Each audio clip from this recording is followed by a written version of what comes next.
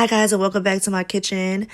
It's getting cold out there and I want to make sure we keep it nice and warm with some homemade soup. There's no need to go to the store and get that bland soup. We're going to make some soup at home. And the best thing about this soup is that it didn't even cost me $5. So I'm going to start off by cleaning my tomatoes. These are just regular Roma tomatoes. I got 3 pounds of tomatoes. So that's about 14 or 15 tomatoes.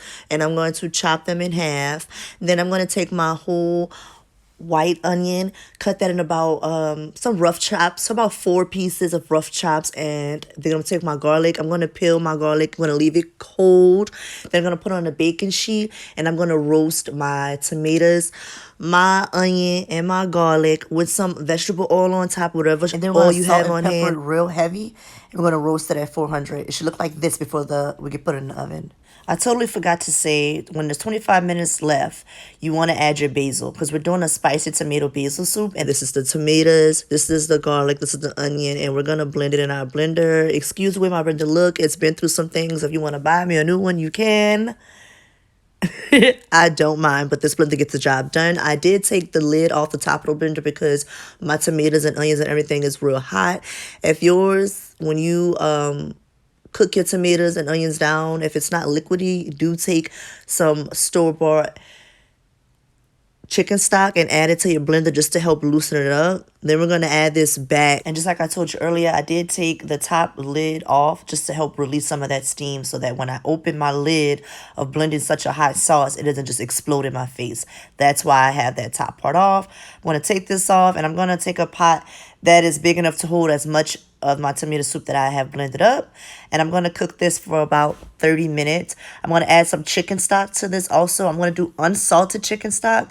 And I'm only going to lightly season mine with salt, pepper, and red pepper flakes. That is all I'm using. If you want to add anything else, you can. That's all I'm using today.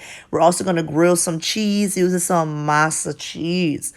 Oh my God. So I'm going to grill this down. As you guys see that I did not remove my seeds from my tomatoes. It is that time of the year. 2020 been that whole year, but it's really that time of the year with the weather getting low and hot and low and hot.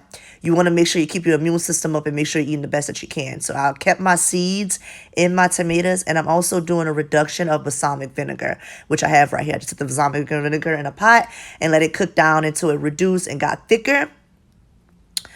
And the reason how I knew my balsamic vinegar was thick, I took it on a metal spoon, I dipped it in there, I wiped that spoon off. You guys can see it did not run together. If you had put that balsamic vinegar on that spoon when you first got out the bottle, it was just going to pour and run like water.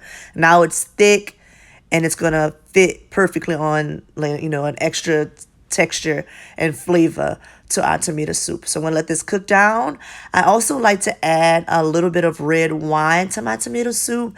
That helps change the color and just gives a nice flavor. This red wine I only use for cooking, so it is a room temperature red wine. It has been set out and it just gets better and better with time. I like to add this to when I use tomatoes or any red sauce. I like to add my Merlot. I'm going to taste it. It's mine. I like to use my finger. I don't care if you guys get mad about it. When it's my food, I don't mind. Just giving it a little taste. I don't want to use too many forks and spoons. Just taste it with my finger and wash my hands. And I taste it. I'm going to let this cook down for another 5 to 10 minutes just to cook off the alcohol taste. When I do that, I'm going to take my balsamic vinegar and I'm going to put it in a container. You guys see how thick that is? I wasted it. It's okay. And let that cool down. When I finish cooking my soup, I like to strain it. This is a mini strainer. You see little holes. It's not like a strainer that you use for your rice. It has little fine things to it. I'm going to strain that.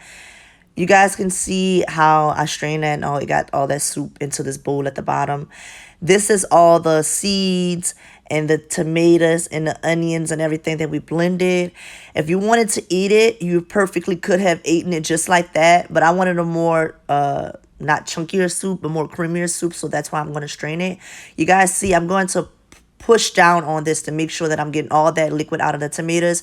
There's also going to be a little bit of paste on the strainer that we have, and I'm going to wipe that off. I want to use all of this. I want all of it. It smells amazing. It looks delicious, and this is how I'm going to serve it in a bowl. I'm going to put some balsamic vinegar on top, little fresh bay leaves, and my grilled cheese that I grilled with my monster cheese. Like, comment, and subscribe. If you guys grill cheese, I say use the grilled cheese as the spoon. It is the best spoon you can have. It is amazing. Again, like, comment, and subscribe. If you guys have a video you want to learn or a soup is your favorite and you want to learn it, let me know and I got you.